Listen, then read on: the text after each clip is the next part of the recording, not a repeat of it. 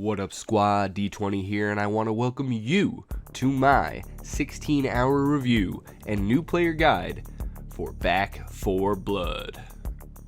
As of this recording, I've logged 16 hours in this zombie horde shooter, and while it's been a lot of fun, there are some moments that I feel are best left to be experienced without previous influence by oneself. So there is going to be some spoilers here, obvious for basic gameplay, but there's a couple moments that I've purposely omitted, so if you are interested in trying this game out, you won't be too tainted by this review. Now, the first thing I want to talk about is something that I was concerned about, and every market-conscious gamer should be savvy about when buying a game in the present day. How much fun am I going to get out of this? How much content does this game actually represent? And the beta was short and pretty sweet overall, but definitely left me and several other people with a concern as to what the end result was going to look like. How much gaming we were going to get for our dollar. And I gotta say, after 16 hours, I've been able to complete every level of the game, played several more than once, and that's without touching Versus. I played one match of Versus, more on that later, for sure. But as you can see from this little in-between level screen here, each dot represents a one map. So as you can see in the beta, we got just like the first 5 dots of Act 1. And so you can see the final game is about 3 to 4 times as long as the beta was, which is good. And when you factor in the sheer amount of customization and randomization that can happen through the corruption cards, your own decks, the characters you can choose, the guns you can choose, the different things that happen in each level. Though yes, I did run through one run-through of everything the game had to offer. In probably about 12 hours, I got that done. I'm still craving more. In the few levels I replayed, there was some significant differences sometimes that definitely I could see being a lot of fun revisiting multiple times.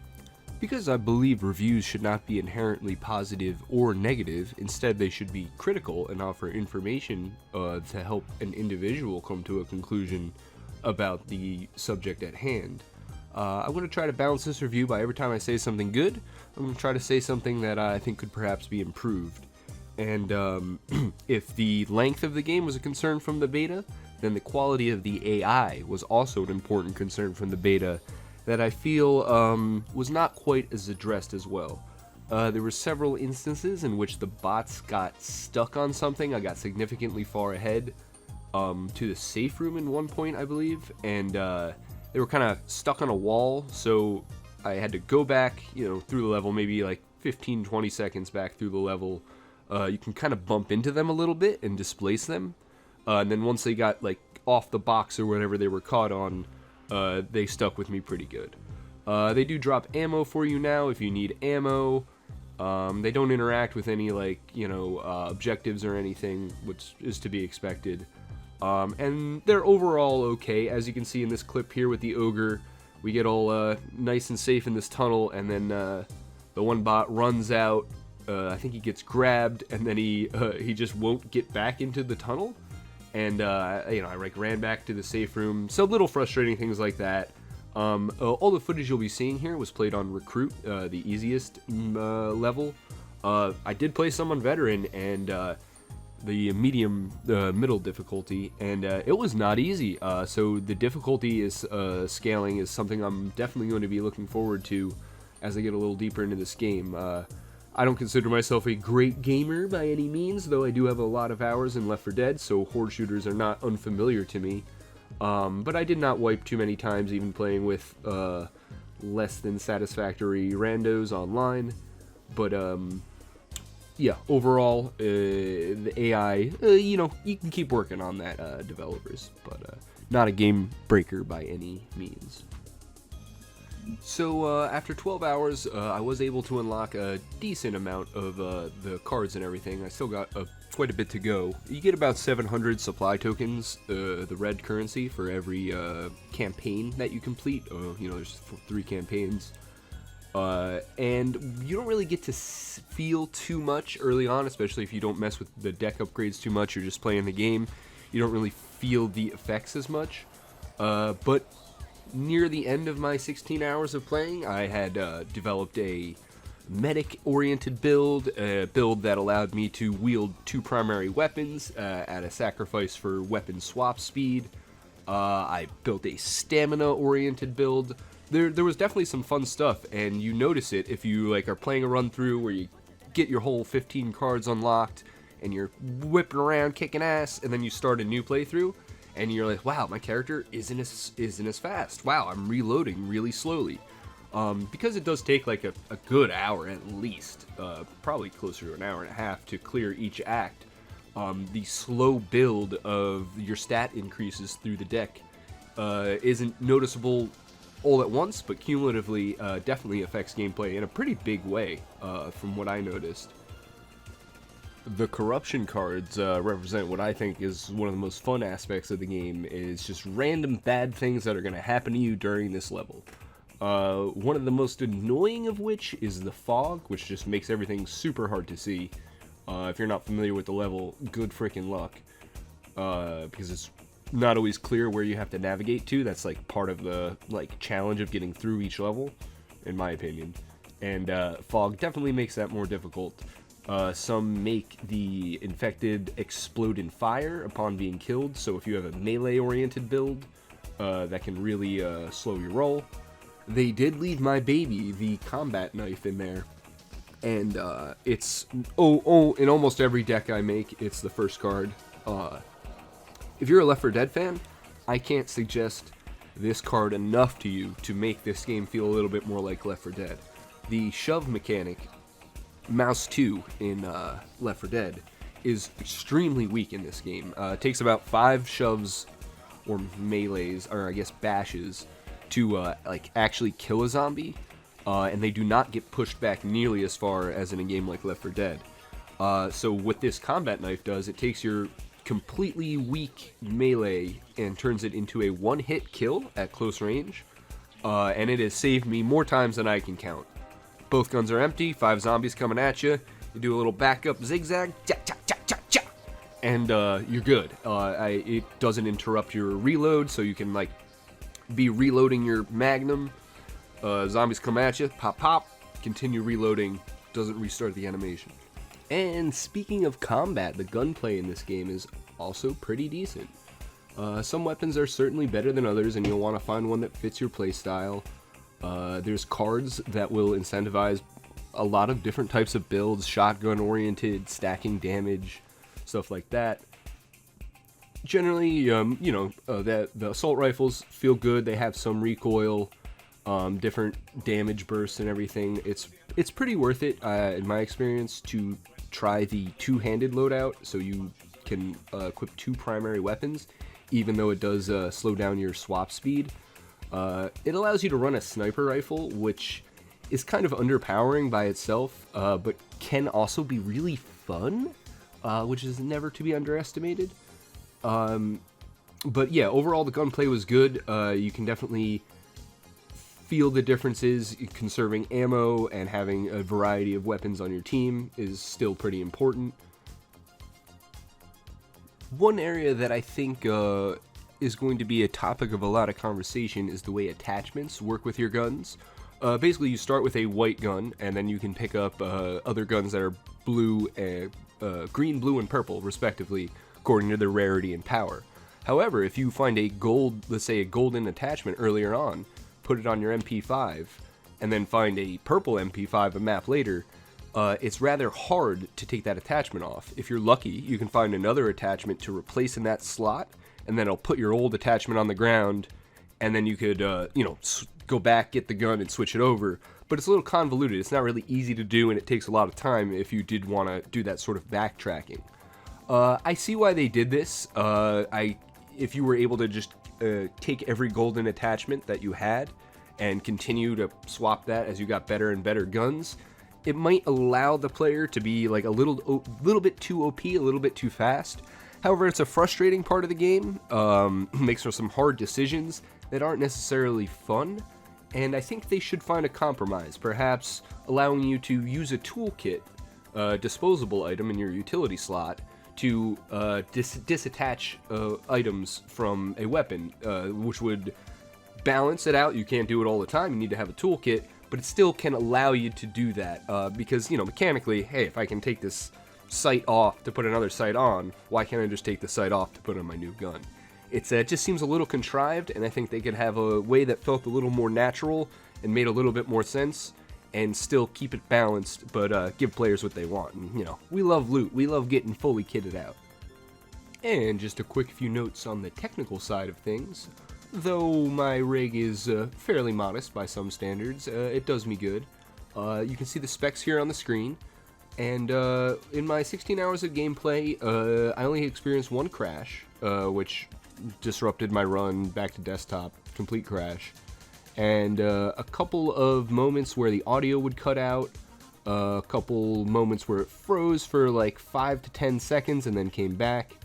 So nothing super bad overall, though I'll chalk it up to, like, you know, weekend launch jitters for what most games go through nowadays. It takes them a couple days to patch it for all the platforms and everything. That sort of thing shouldn't be acceptable for a $60 game.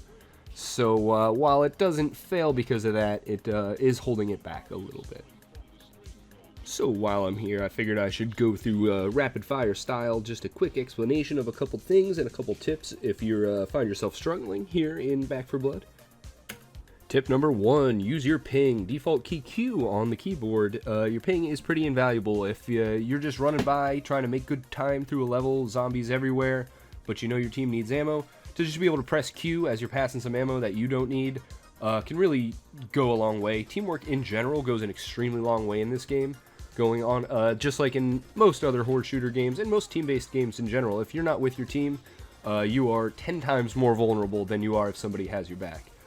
So definitely never forget that, and definitely utilize your pings, folks. It makes everything better for everyone. You don't even need to use your mic half the time. Keep an eye on trauma, which is the striped part of your health bar, which does not recover health unless you use a med box on the wall. While these wall med boxes are pretty common on Recruit, they get less and less so as the difficulty increases. So it's always good to keep an eye on your trauma and try to manage it as well as possible. Having the medic of your team keep you topped up can go a long way in that, though some trauma is absolutely unavoidable. Also, while the lobbies are generally good, I had a good time with the randos that I was playing with. Sometimes PlayStation players, they're cranking their music on their TV and they got the open mic and it's a little rough. So you might have to mute them, which you can do by pressing escape and from the menu in there. But generally, it's not the end of the world. You can still get along okay with just the ping system. But it's always fun to you know, shoot the shit with some strangers while you're killing zombies. Also, if you're having a hard time, you can go into the sound settings and adjust the captions to turn it to ambient, and you'll get captions for all the zombie-related sounds, but not necessarily captions for dialogue. Which is definitely a pretty big help. That was a trick in Left 4 Dead as well.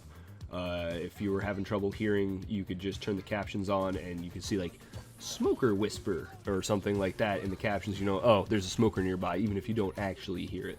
And because teamwork makes the dream work, don't forget that at the beginning of each map when you can shop for new weapons, accessories, health, etc., the team upgrades are not to be underrated. What I like to do is I get what I need, top myself off, get any throwables I think I need, attachments that I think I'd like, and then I dump the rest of my copper on the ground, usually no more than like 300 or so.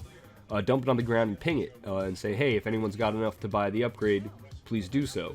About half the time, they'll do it, and I myself, if an upgrade costs 1,500 and I'm in good shape and I got 1,600, I'll just buy it right off the bat. If you're playing with a group of friends and you want to be democratic about it, it's probably a good idea that one person is responsible for buying it each level, even if everybody else has to chip in 100 coins or something. That way you can grab the best of the two team upgrades every map, and no one person has to bear too much of the financial burden. Lastly, don't forget that the order of your deck matters. While I believe your first 3 cards you get to choose from as your starter cards in the first level. After that, they get revealed in order of sequence in which you put them in your deck. So like me, I like to put the combat knife first, and then whatever the theme of the build is. If it's the two-hand weapon, I put that next. If it's a, I call it my Bard build, which gives buffs to the team, I'll start those immediately after that. And then, I leave some of the really good ones for the end, but generally, if you have a theme that you want to see emerge throughout your playthrough, definitely put those cards earlier in your deck.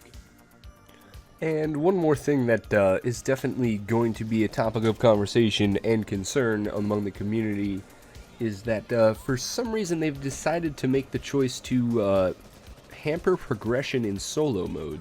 So if you're playing purely offline, you don't get as many supply tokens or unlocks as you would if you were playing in an online lobby. Now I maybe kind of understand hypothetically why they made this decision. However, it's insulting to players who have bad internet or just prefer a solo experience, bad as the bots may be. It seems like kind of an arbitrary thing to hamper, and I really think it would be a big show of respect to the community and all types of gamers with all types of means if they were to set the solo progression to the same as it is online. Also, for the love of God, please allow a volume slider for individual teammates. I want to talk to my fellow zombie slayers, but sometimes it's just extremely painful based on the slider that I have the in-game volume set to.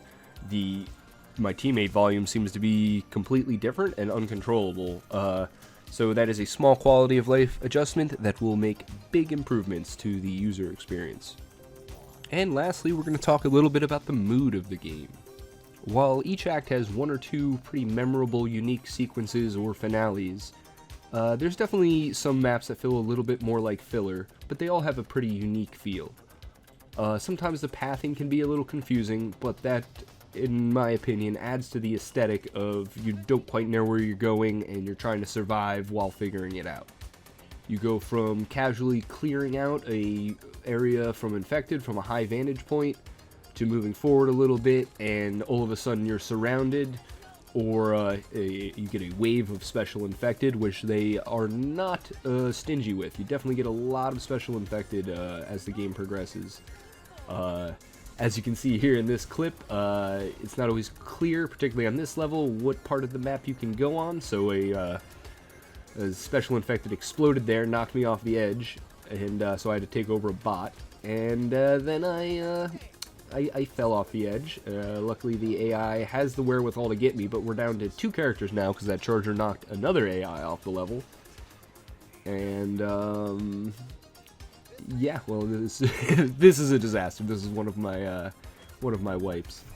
God. And that's another fun thing about the game, and why it's pretty convenient that it came out in October, is that it's spooky. Even when you have a good loadout and you feel confident, the game can get rough fast, and you can get in situations where you're hoarded out and they're throwing infected at you, and can definitely get you spooked, especially when you're on your own. The sound design in general definitely gets an A+. The guns sound great, and their echo is different based on the room that you're in, and the special infected themselves sound incredibly spooky. I will say sometimes the voice line and the dialogues with the character talking about themselves popped up at weird times, like they start talking about their personal life right after a boss died. But yeah, the story, as far as the banter between the survivors and the sound design in general, A+, very spooky. As far as characters go, all the characters personality-wise are interesting and quirky, if not deep. In terms of gameplay viability, I think some characters are going to emerge as clear favorites over others. For example, Mom has a one-time per map quick res, which can absolutely be handy in a clutch. However, once that's gone, she's not offering much to this team.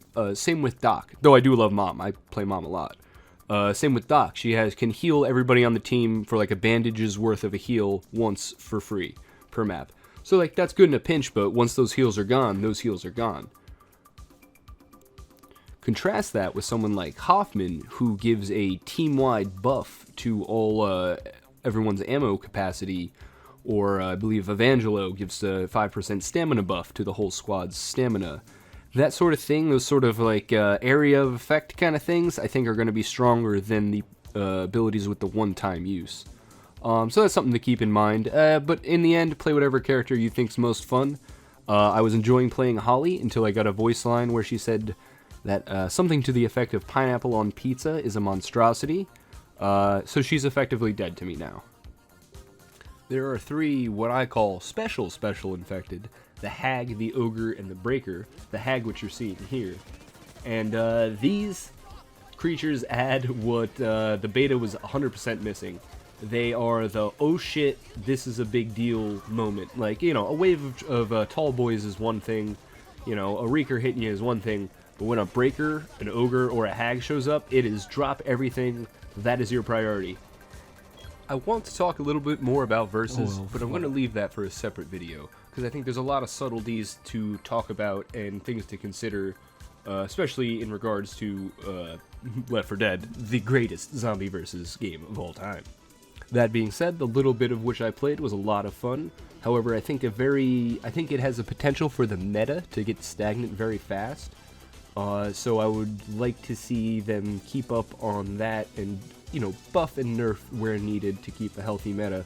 Because especially if we don't have campaign versus at this time and there's no plans for it, the variety that we need within the maps that we do have is going to be pretty important to ensuring the multiplayer is competitive and healthy. But I am looking forward very much to opening that can of worms in a future video. So, with all that being said, I'd like to thank you for tuning in and remind you to drop a like and subscribe if you want more Back 4 Blood content.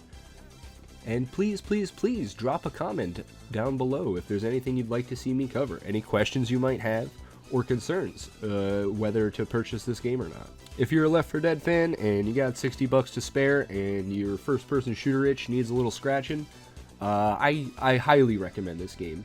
If you're just like a casual first-person shooter fan, you kind of like horde zombie games, it's also really good in that regard, even without the specter of Left 4 Dead hanging over its head.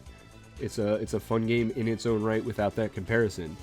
If you don't like the feeling of tenseness, of being hoarded out, of not being able to move because there's zombies all around you, and feeling like stressed out, almost survival horror style, like in Resident Evil, where you're just kind of struggling to get by, get enough health to get halfway topped off, you know, you might have a hard time with the game.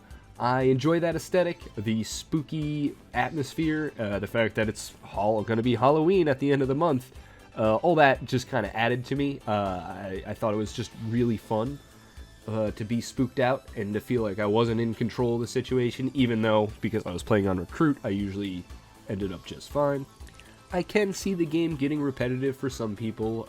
Not everyone's got the mentality to grind out 3 hours of a time of shooting through waves and waves of zombies, that constant stimulation. You know, there's strategy involved certainly, but nothing like you're going to find in an Apex, a top 3 situation in a battle royale. You know, it's usually pretty straightforward run and gun. But hey, if you have the Xbox Game Pass, download it, try it out. It does have crossplay, which is great to see that becoming the norm here in 2021. So, you know, check it out. I think it's an experience that's going to be increased dramatically if you can play with your friends with a non-push-to-talk voice chat. And, you know, collaboration is what takes games to the next level. When you can collaborate with your fellow humans and overcome problems together, that's the real shit. So, thanks for watching, and I'll talk to you again soon. Have a great day. Also, I just have to say how great it is that when you equip the combat knife perk for Doc, her knife is a scalpel. That's a really nice touch, so great job, devs. Also, on a personal note, channel hit 69 subscribers. This channel was pretty much started as a joke. I learned how to record my games and would put fun ones and fun clips up for me and my friends, and I passed it around a little bit. Got some hits, got some momentum, and I hit my first milestone, 69 subscribers, which is pretty nice. So I want to thank everyone who's ever watched, everyone who's subscribed, and here's the 69 more. I'll see you at 420. Have a great day.